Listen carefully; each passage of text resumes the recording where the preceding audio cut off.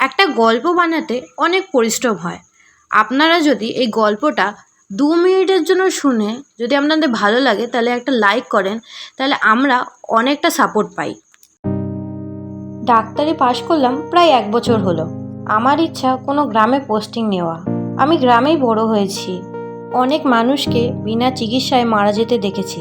তাই আজকে যখন ডাক্তার হতে পেরেছি, গ্রামের লোকের সেবা করব। পোস্টিং নিলাম একটা গ্রামে।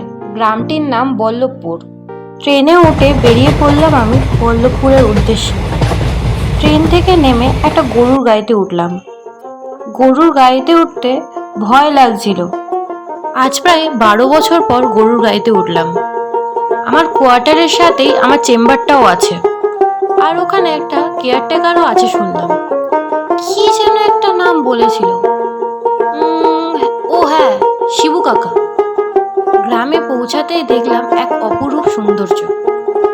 সেই ছোট ছোট কাশবনে ফুল ফুটেছে, চারিদিক শস্য শ্যামলা, দূরে পাহাড় যেন আকাশ ছুঁয়েছে।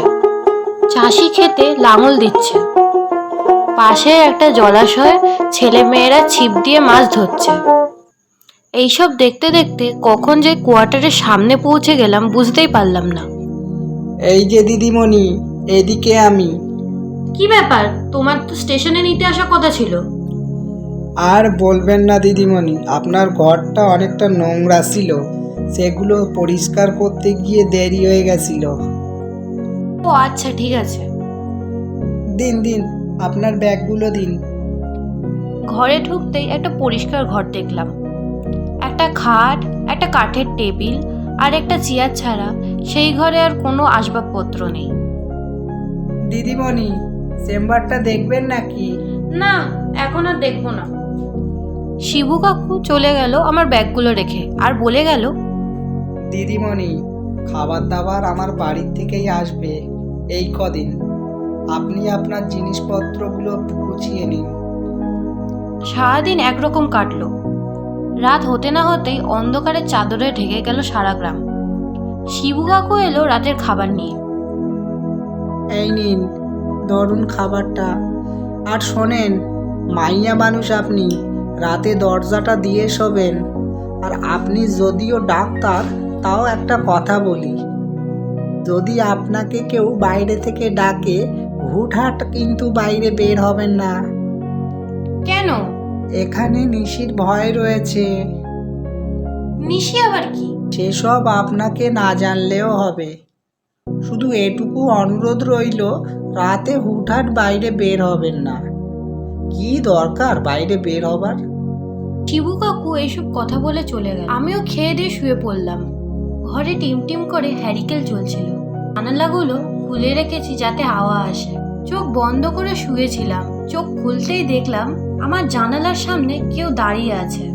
টর্চ লাইট উঠিয়ে জানলায় আলো মারতেই শো করে একটা কালো ছায়া সরে গেল। ভয়ে ধর্মরিয়ে বিছানা থেকে উঠে পড়লাম। কিছুক্ষণ পর গ্রামে একটা হইচই পড়ে গেল।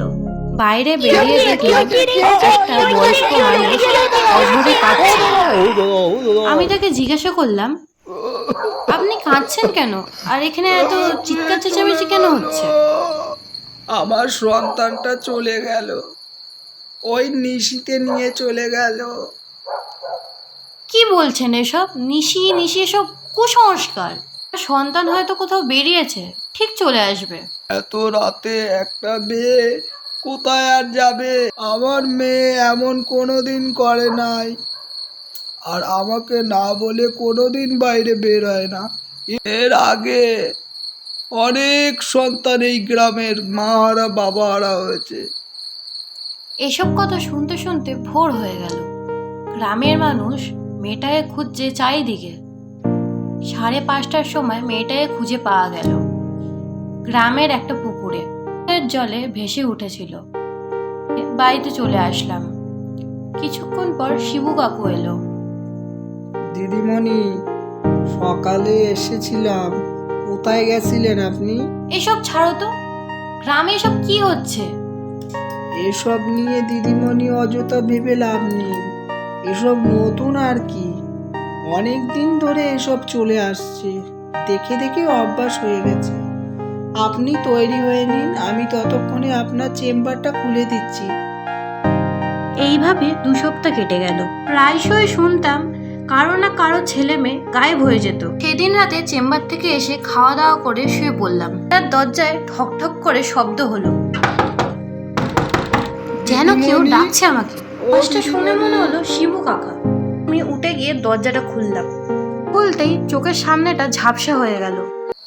আচমকা হেঁটে চলে গেলাম কোয়ার্টারের পিছনে জঙ্গলে। জঙ্গলে একটা বট গাছের নিচে গিয়ে দাঁড়িয়ে পড়লাম। আমার সামনে একটা দৈত্য আকারের ছায়া এসে দাঁড়ালো। চোখ দুটো যেন জ্বলজ্বল করছে। তখন আমার হুঁশ ফিরল। আমার সারা শরীর কাঁপছিল, পালাতেও পারছিলাম না, যেন আমার হাত পা বিকল হয়ে আছে। তবুও সাহস করে জিজ্ঞাসা করলাম, কে কে আপনি? কোন নিস্তব্ধ রইল, তারপরে ভয়ানক হেসে বলল,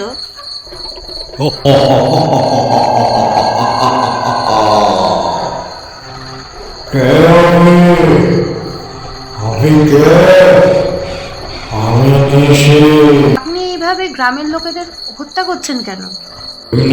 করছি না, আমার শরীরে প্রতিশোধের আগুন জ্বলছে, আর যতক্ষণ নয় আগুন নিবে না ততক্ষণ পর্যন্ত আমি এই গ্রামের মানুষকে এক এক করে শেষ করে দেব। কিসের প্রতিশোধ? আজ থেকে 50 বছর আগে এই গ্রামেই থাকতাম। এই অন্য খেটে খাওয়া মানুষের মতো আমাদের কাজ করতাম। সারা রাত খাবার সালায় লোহা মেটাতাম। এই সময় গ্রামে এক মহামারী ঢুকে পড়ে। সেই মহামারীর জন্য দায়ী করে আমাকে। নাকি কালো জাদু করে গ্রামের সমস্ত লোককে মেরে ফেলতাম। লোক ওই আগে আমাকে টেনে হিঁচড়ে এনে এই বট গাছের নিচে আমাকে জ্যান্ত জ্বালিয়ে দেয়। মরার পর আবার ফিরে এসেছি আমি প্রতিশোধ নিতে নিশি রূপে। তোকে এখানে এনেছি সাবধান করার জন্য।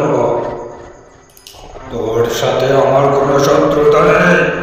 এখান থেকে চলে যা, চলে যা এখান থেকে। না, আমি এখান থেকে যাব না।